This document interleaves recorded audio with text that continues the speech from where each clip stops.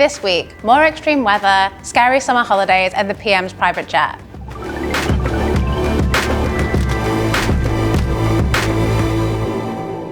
Welcome to the Earth Edit, where we make sense of the latest climate headlines and remind you that a greener world is still possible. I'm Paige, and here are this week's hot headlines. Remember to like and subscribe for future episodes. Lahaina in Hawaii has been reduced to ash by the deadliest wildfires the island has ever seen. Hawaii Governor Josh Green described it as a fire hurricane. The fierce blaze has effectively wiped out the historic town, and the human impact is devastating. 96 people have died, and hundreds remain missing at the time of filming. Kaniela Ing, a climate activist and Indigenous leader in Hawaii, said, "The extreme wildfires in this summer of climate disasters are yet more proof that we're in a climate emergency and this crisis is killing us. Climate change is here, and it's already impacting nations that did the least to cause this crisis. More than ever, we need urgent climate action. Our hearts are with Hawaii and the Indigenous communities there."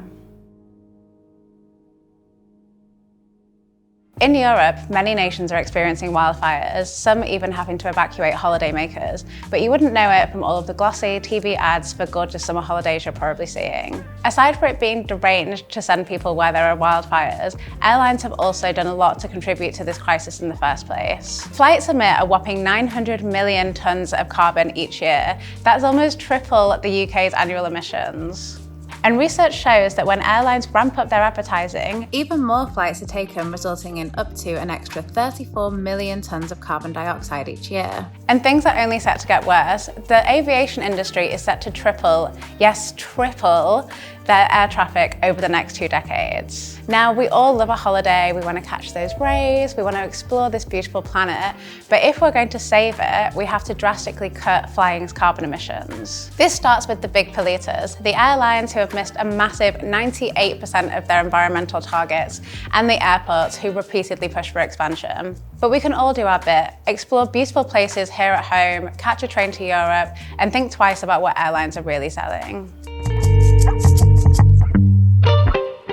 One person doing their bit to rack up frequent flyer miles at least is Prime Minister Rishi Sunak. His private jet use has been getting a lot of attention recently, and he's not too happy about it. How are you getting up here to make this green announcement today? Private jet?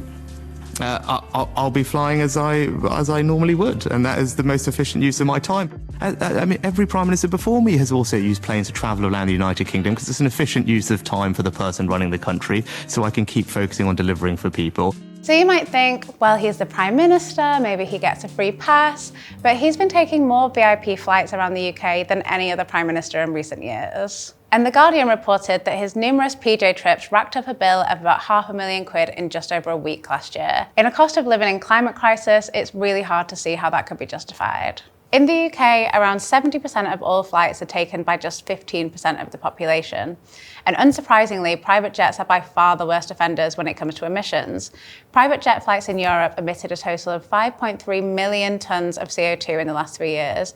That amount of carbon dioxide is more than Uganda, a country of some 46 million people, produces in a single year. We need to be flying fairer so that the privileged few don't ruin it for everybody else. And the PM should lead by example to show that we're a nation serious about tackling climate change.